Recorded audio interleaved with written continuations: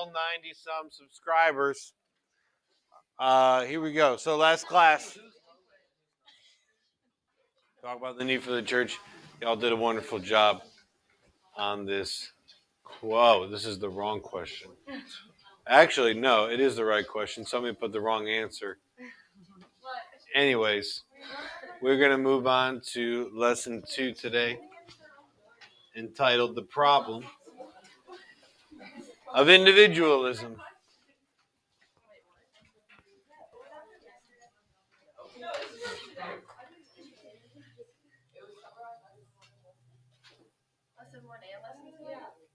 This is lesson 2. Right.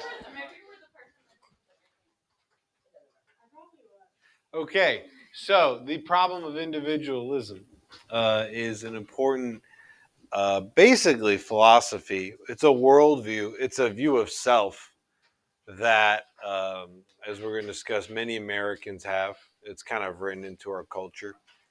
But it is a hindrance. The reason why I'm teaching you about it is because it is a hindrance to the church. It's a hindrance to living your life as God wants you to, which is united to other people in the name of God. So we're going to talk about the problem of individualism, the effects of individualism, and then we're going to talk about the alternative.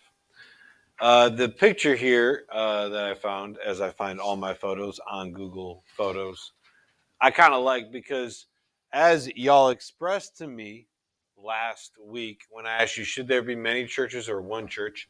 And a lot of you said there should be many churches. Why? So everybody could have their own beliefs.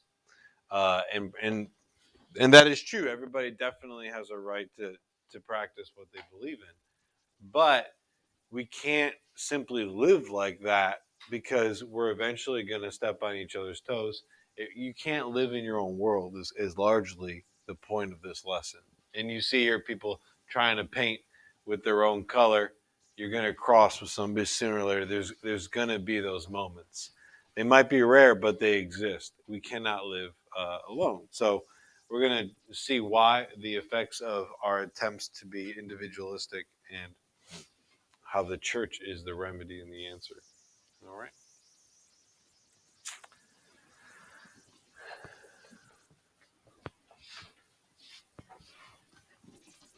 Okay. You need it? Sorry. I'll go back. Oh. She's really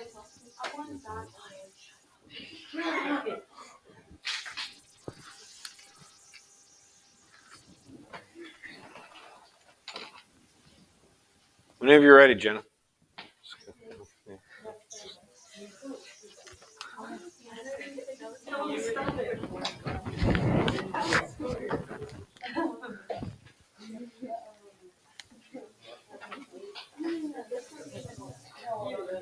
All right. What do you think? What do you think? While we're waiting for everybody to write down the notes, what do you think is the number one problem with living a life individualistically? Everybody thinks they're right. Yeah, there would be a lot of fights, and I think now with social media, we have all those fights. All you have to do is open up your feed. There's a fight. Yeah, I have to explain it more. But it's a worldview whereby all that matters largely is my person. I don't see myself as connected to others. I see myself as my own unique, special, individual person. I foster that. I live in this world, this perhaps bubble. Now, there's a lot of truth to that, and I'm not going to say individualism is entirely wrong. There's a lot of truth to it. But if we go to this extreme, what issues arise? Number one is loneliness.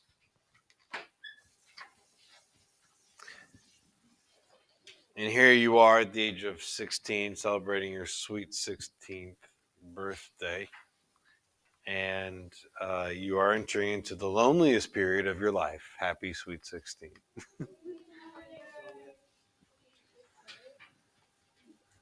40% of people in this study of this age group were said to be lonely often or very often.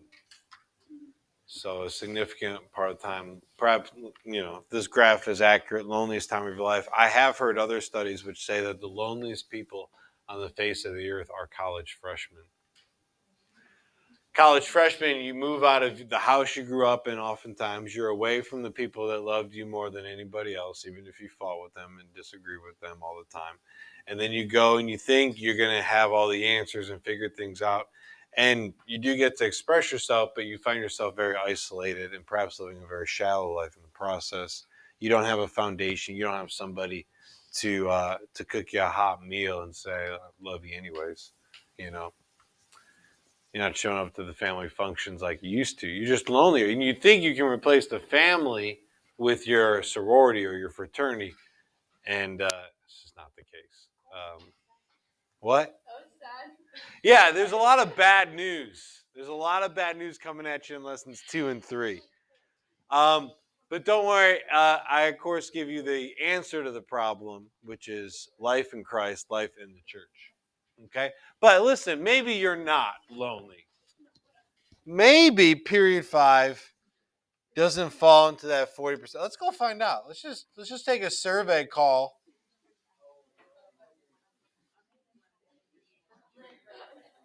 Oh, wow. You broke records. 77% often feel loneliness. Dang. Oh my God. 50, 40, 45, 77. You're smart, period 5. You just don't have a lot of friends.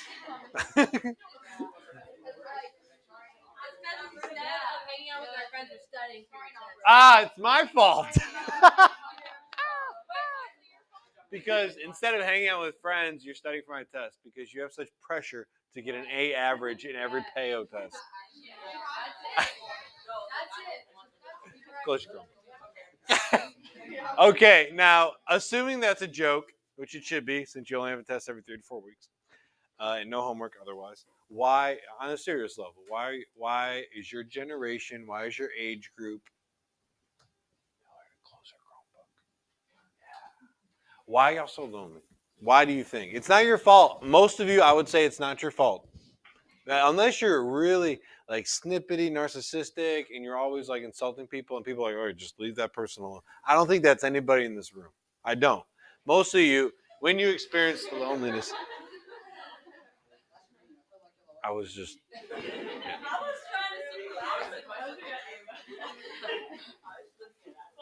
Okay.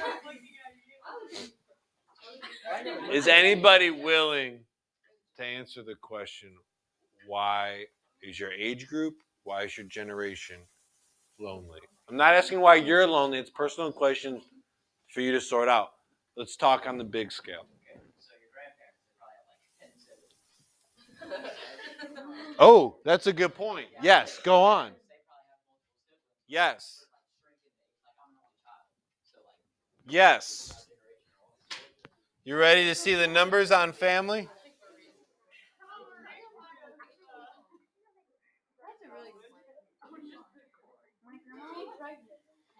All right, let's see what this chart says. Y'all, so Andrew is speaking to this birth rate chart in America. It doesn't matter which one you look at. There's the fluctuations, the ups and downs. There's, of course, less babies being born in the Great Depression and when men are off at war. But they come home and they have the boomers, right? And there's the boomers. But then it's less and less and less to the point where our birth rate is not currently sustaining our population. The current U.S. birth rate is about 1.6, 1.7. That's the average amount of babies an American woman will have in her lifetime. To resupply the population, we need 2.1 babies. We used to be having...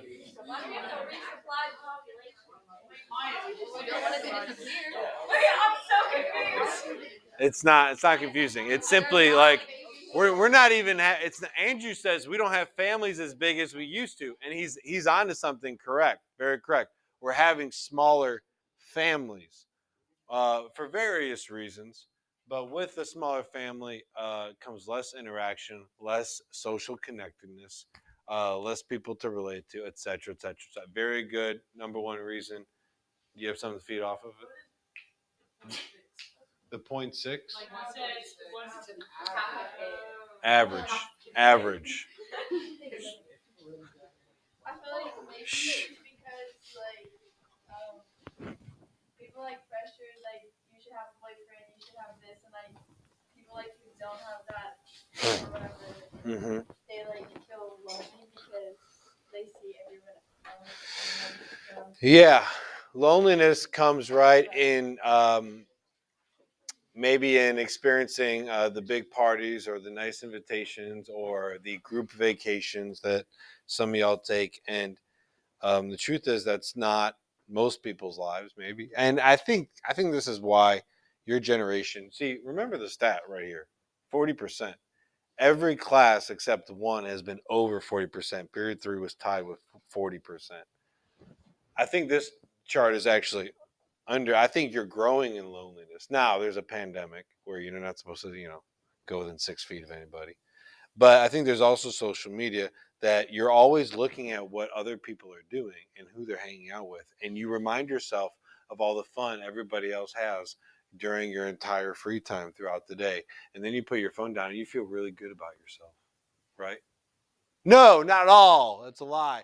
You feel lonely, but it's addicting to see other people having fun and trying to enter into it through a screen. Um, and then when you actually interact with people, it's not a deep, meaningful interaction. When you're in a group text, you don't convey emotions or feelings. Emojis don't do it. You can't share your heart as effectively through them. You have less in-person conversations, etc., etc., etc. It just spirals. Y'all are set up for failure if you don't look at where you're headed. And I'm talking to the smartest class I've ever taught. You know, you've gone.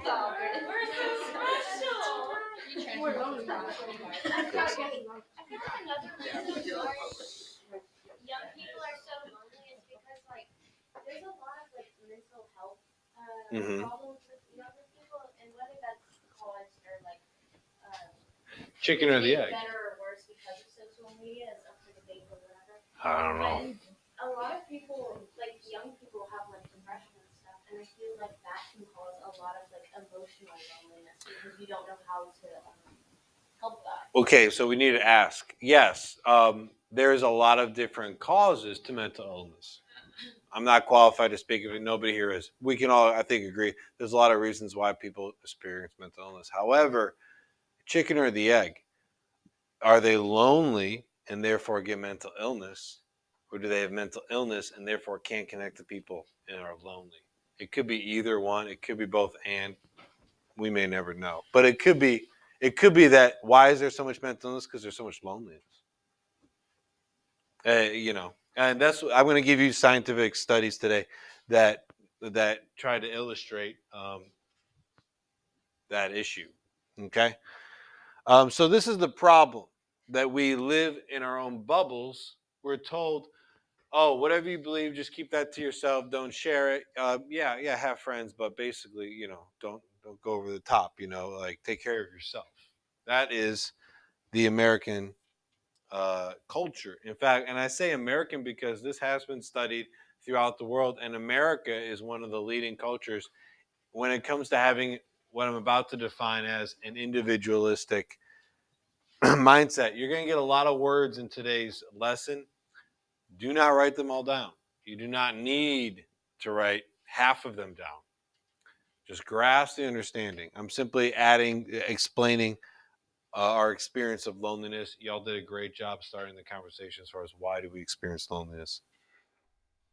But where is it? Um, Many Asian cultures, they're going to contrast American culture with Asian culture. Asian culture has a distinct concept of individuality that insists on the fundamental relatedness of individuals to each other. AKA, in Asian culture, people see themselves as part of a group, as part of a family, as part of a whole, much more than in America. The emphasis is on attending to others, fitting in harmonious interdependence with them. In Asian cultures, you fit in, you blend in to feed and support the common good of everybody else. Not so in America. American culture neither assumes nor values such an overt connectedness among individuals. In contrast, individuals seek to maintain their independence from others by attending to their self, by discovering and expressing their unique inner attributes. A lot of big words there. You don't need to write them down. You simply need to recognize that American culture is about the individual.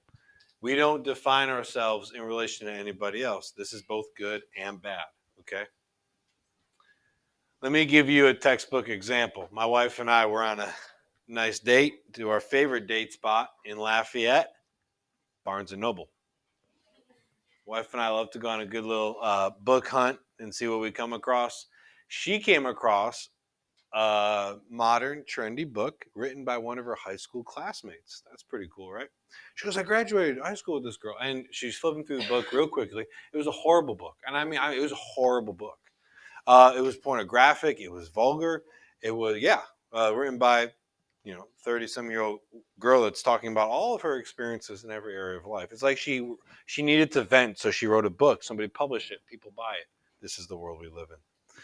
And so one thing she has a chapter on her fashion and she explains to the reader, and it's like she's trying to justify it. Oh, when I was this age, I wore this outfit and I did the Abercrombie and Fitch thing, and that's because everyone was doing it. And then she talks about, oh, I went to this Catholic high school and they made us all wear the same wretched uniform every day. And she hated it because she felt like it was a hindrance to her individual expression. So she says in the book that every day she painted her nails a different color. And every day she would take off that nail polish and put on a new color for the next day. She said she was desperately trying to express herself and to be her own free person, and her Catholic school uniform was hindering her from that. You see, that's a massive to go through the effort of painting your nails every day and removing that paint every day. That is that's a an extreme form of individualism. I need to express myself. I cannot fit in. People need to see me as different. Not bad, not great either. Okay?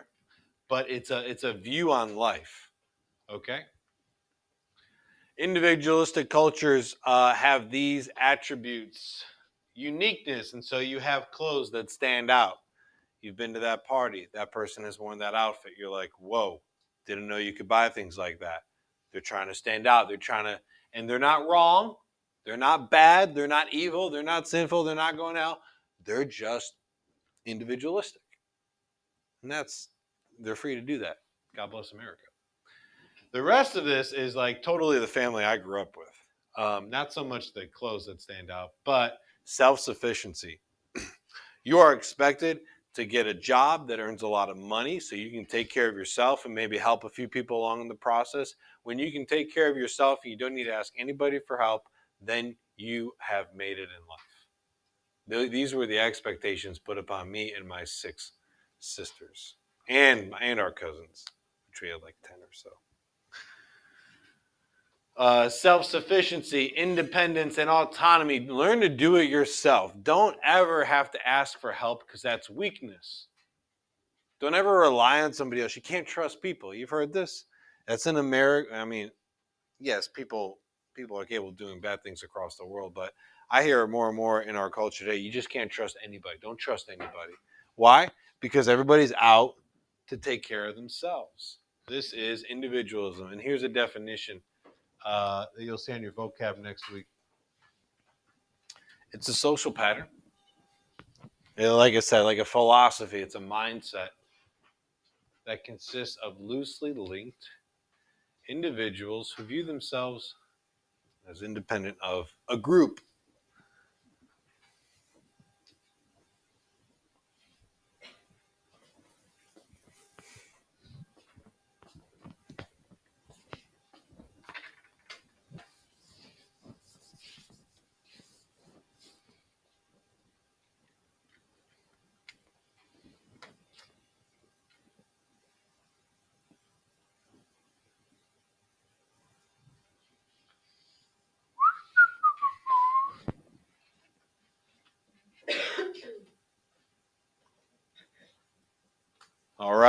So let's contrast this individualism with the opposite, which studies have shown is more found in Asian cultures. Oh, let me give you an example of this before I go through the list of characteristics.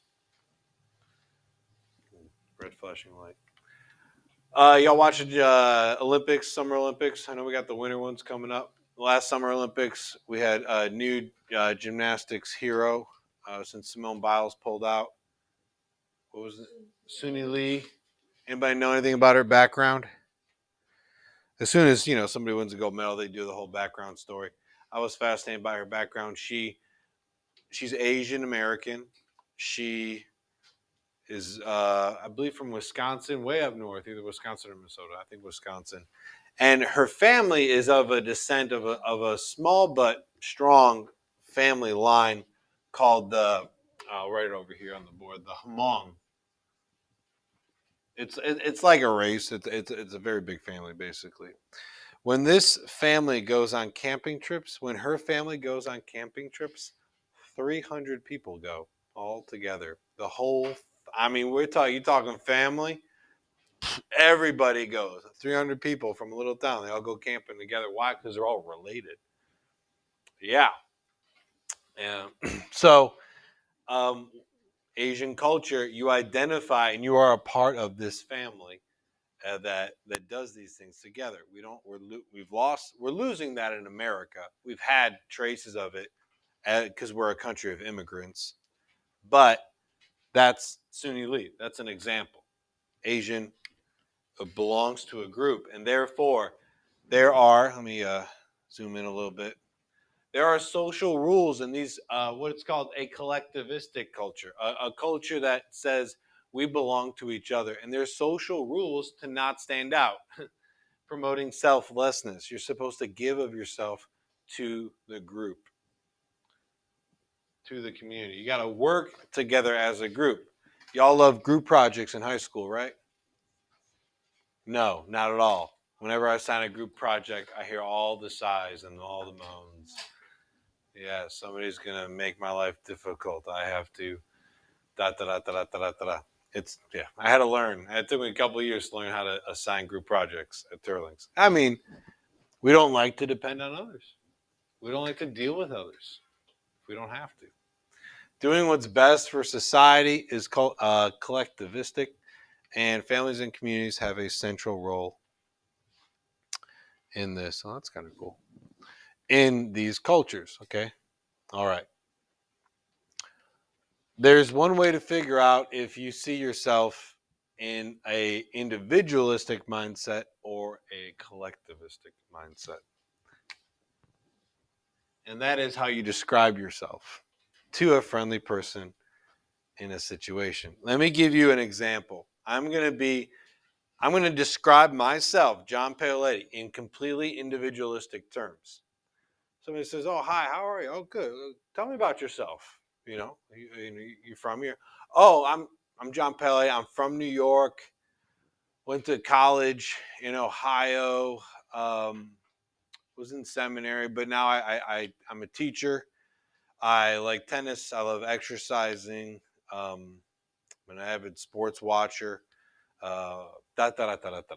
I can go on with a few other characteristics. That is an individualistic view of my life because I just described my personal attributes. Was that wrong? No.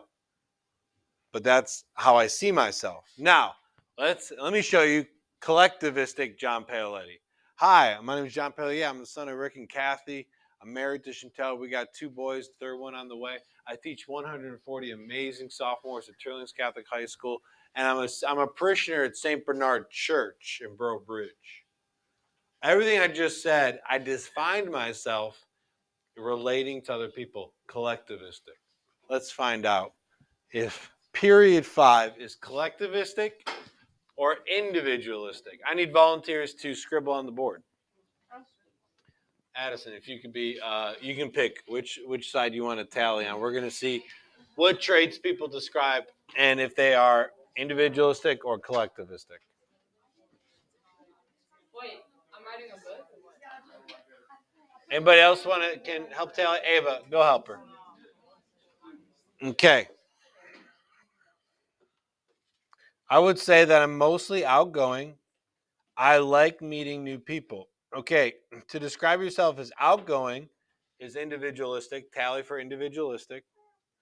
Ava, I want to meet new people is collectivistic. So we're oh, bravo. My name is Ella. Hi, Ella. I play basketball, individualistic. Love spending time with family and friends, collectivistic. 1-1. We're tied so far. I would say that I go to Turlings and I run track. Go to Turlings. That's a community. I belong to a school. What do? I run track. 1-1. We're tied at 3. Oh, that's a track community. Yeah, but it doesn't say. This is the. And people have told me this all day. I run track or I'm on the track team. I'm on the track team means I belong to this group of people and I serve the good of the team. I run track is what I like to do. There's no I in team. My name is Jenna. Hi. I go to Turlings Collectivistic. That's all you need to know about me. You said one sentence. A friendly stranger. I'm involved with sports.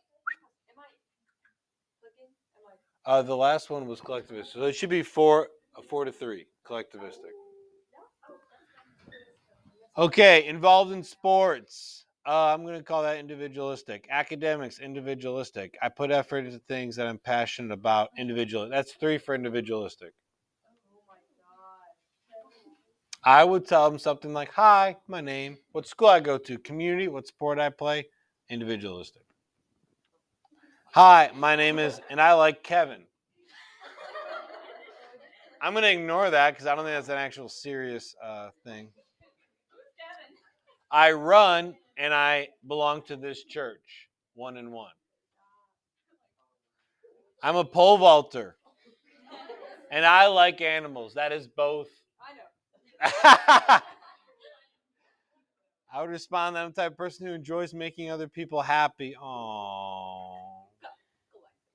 Yeah, so collective. I would say something general like what school I go to. What sport? Oh, so that's 1-1. I'm Catholic student at Turlings. Enjoys being part of her track team. We have a team player here. I love to hang out with family and friends. Yeah. Do you separate Catholic from student at Turlings? We'll give it 4 on the collectivistic. Who was that? We got 4. I'm talkative. My favorite color is blue. Addis. 2.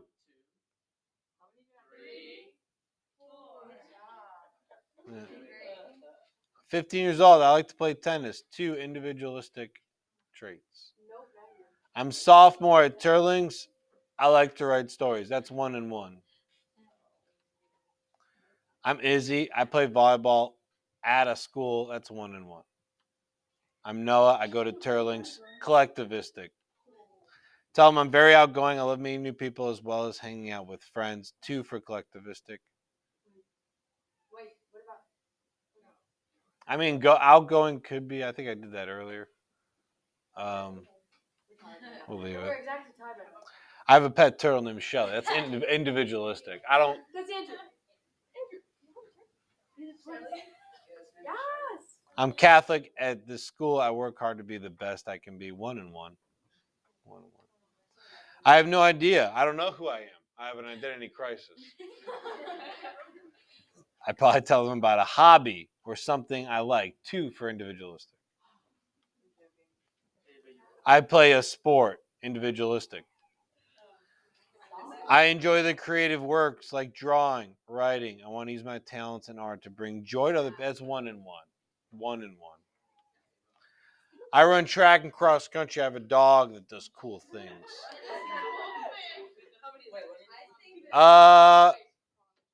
Let's do 3 individualistic.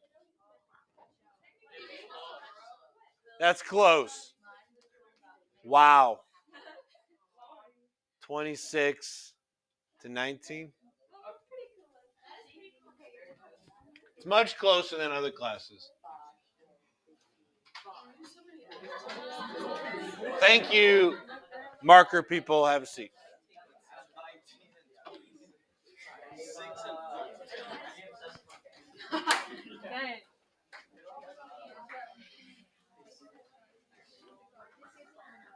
All right.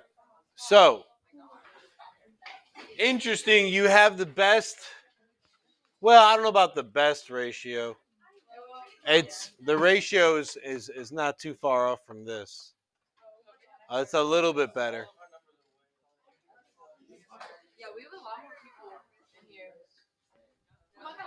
Yes. Okay.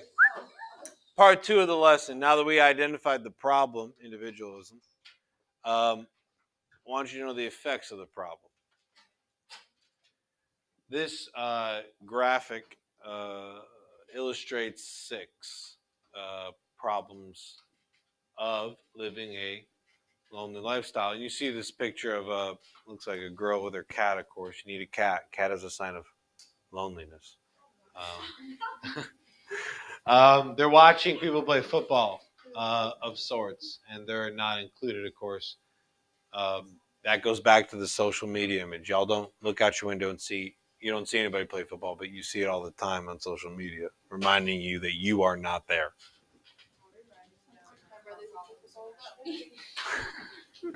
What'd you say? You can write down what you want. You could see a short answer question saying, describe the effects of individualism. I'm going to give you about 50, okay? I'm going to overwhelm you so that you see how damaging it is, and I mean life damaging it is to live a life of solitude, complete and utter solitude. Heart problems, depression, higher stress. Now, this goes back to Grace's contribution. Does the anxiety make you more lonely? I'm sure that's possible. Or does the loneliness make you more anxious? Well, everybody's got a different story, I imagine. Decreased memory, drug abuse, brain changes, serious effects on your health. This chart has most of those and a few more, including a weaker immune system, more likely to catch COVID. You know, weight gain, poor sleep, poor heart health, more likely to be depressed, higher blood pressure, more likely to misuse drugs and alcohol. Your memory and focus feel dim, more likely to smoke. And we'll throw in vaping, right? You're lonely. When you're lonely, you're sad. When you're sad, you need drugs and alcohol to make you feel better.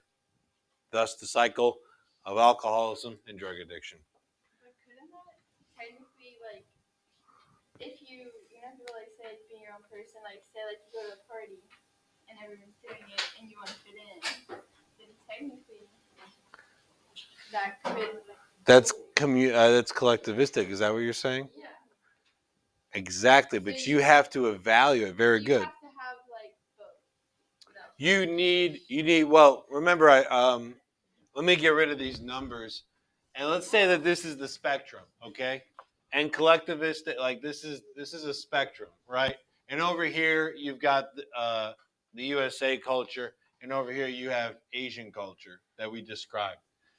You can't be too far to one. You go too far collectivistic, you got communism. Okay, you go too far individualistic, you got egoism, and everything's about me, me, me, me, me, me, me. I mean, you got to be somewhere in the middle. So when you go to the party and you say, "I want friends, I want to be included," I know I'm not supposed to be doing those drugs and alcohol. You have to ask yourself, okay, now that I'm trying to bond with people, but what should I bond over? Because drugs and alcohol will ruin a relationship. It's not a strong foundation. Same thing with as y'all step into what's called the hookup culture. Y'all start, hooking up and having sex oftentimes before you're even dating nowadays. That's your foundation, sex and sexual pleasure. And that is not a foundation to build a relationship off of. You good? Clear enough? So ask yourself, what are you bonding over? Are you bonding over the sport you play? Ding, ding, good. Are you bonding over the school you go to, over the church you go to, over the movies you like to see? You know, there's good and bad. Negative effects of individualism also include increased competition because you have to go make your money, you have to go have success.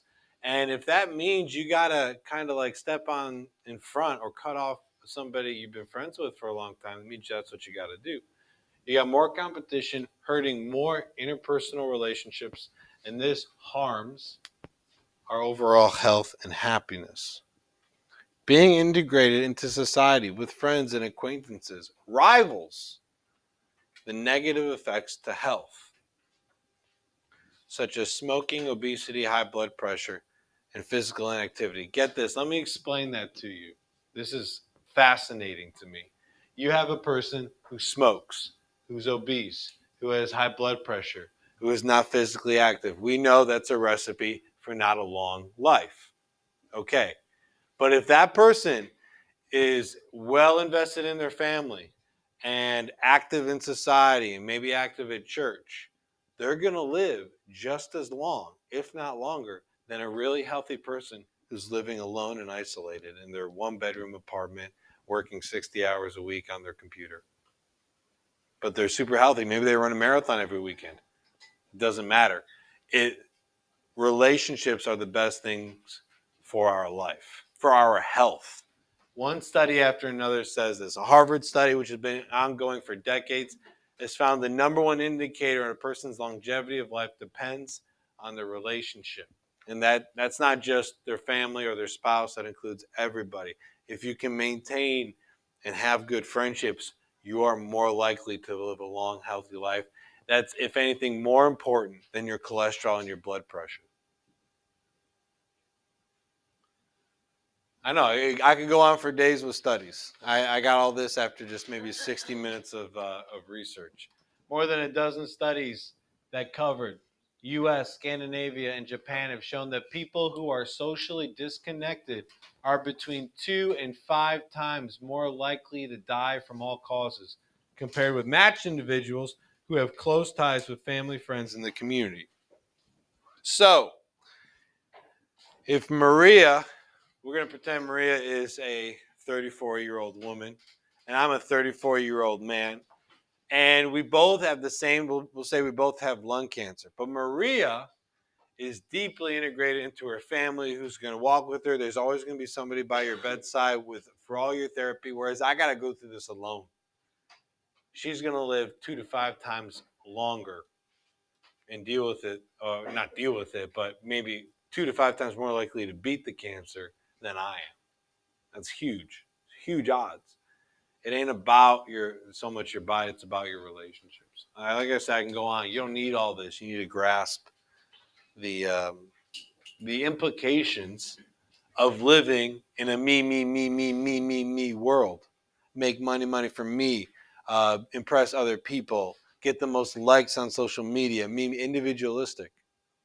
And at the end of the day, they could have thousands of likes with every post, but have zero friends. Any questions, thoughts? I know it's a very depressing lesson, but we have to recognize the mess that we're in to fix it. All right? And this is where you want to evaluate your friendships today. This is where you want to evaluate what you do with your friends, et cetera, et cetera. Because, as Ella brought up correctly, you want to form bonds that will last. And of course, bonds that are just about doing dumb things or illegal things are not bonds that you're going to be able to maintain. In fact, they'll do damage to your health. The church is everything. I mean, some churches are more friendly than others. That's the reality. However, the fact that we have a church that spans across the world, established by God to give us grace, the fact that we have that is largely the answer to the problem.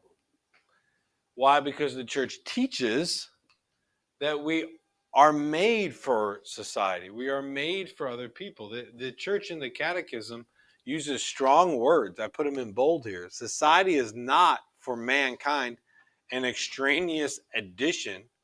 Like, oh yeah, I'll go get involved in society when I want to. But a requirement of his nature. You were made for other people. You were made for God, but God made you for other people. Through the exchange with others, mutual service and dialogue with his brethren, man develops his potential. He responds to his vocation.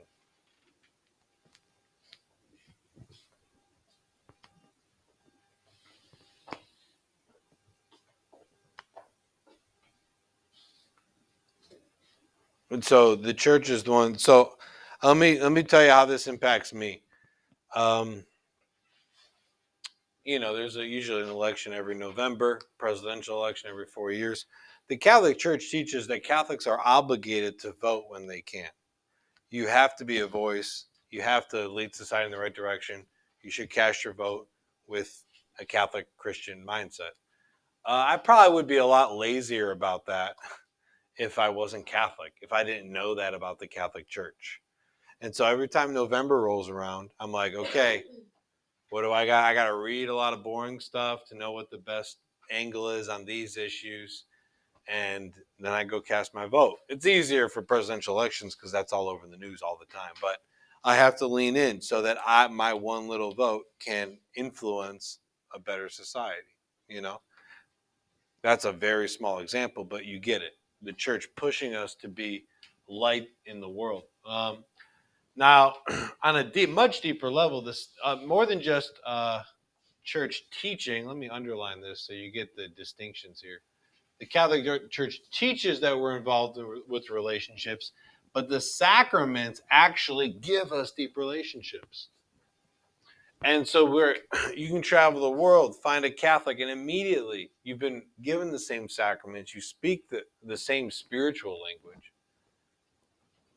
You know how to pray.